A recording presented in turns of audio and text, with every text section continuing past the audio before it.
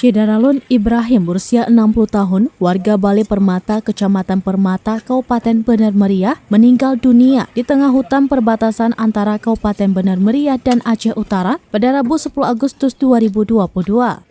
Kepala Kantor Search and Rescue atau SAR Banda Aceh, Ibnu Haris Al-Husain, melalui Koordinator Pos SAR Aceh Tengah, Bustami Amri kepada serambinus.com mengatakan, pihaknya mendapatkan informasi bahwa sebelumnya Ibrahim bersama 3 rekannya pergi berburu ke hutan.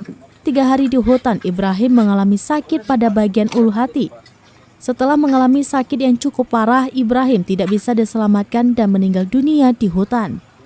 Salah satu rekannya berinisiatif turun dari hutan untuk mencari jaringan telepon hingga berhasil menghubungi pihak keluarga di Kampung Balai Permata, Kecamatan Permata, Kabupaten Bener Meriah. Mendapatkan informasi tersebut, tim SAR Aceh Tengah langsung menuju lokasi dan berhasil bertemu dengan warga dan jenazah Ibrahim di hutan sekitar pukul 1 waktu Indonesia bagian Barat dini hari pada Rabu 10 Agustus 2022. Dengan menggunakan ambulan, jenazah Ibrahim berhasil dievakuasi ke rumah keluarga sekitar pukul 5 waktu Indonesia bagian Barat.